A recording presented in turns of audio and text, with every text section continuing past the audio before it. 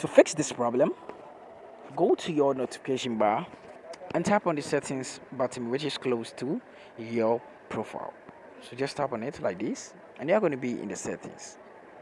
When it gets over here, just tap on apps and notifications. When you tap on apps and notification, tap on see your apps. After that, what you have to do is to scroll a little bit and you are going to find your Snapchat. So when you can't find your Snapchat, what you have to do is to just tap on the search bar at the top over here and try to search for Snapchat. So tap on the Snapchat when you find it, tap on force stop, then you tap on OK. After that, tap on permissions and make sure every permission is allowed.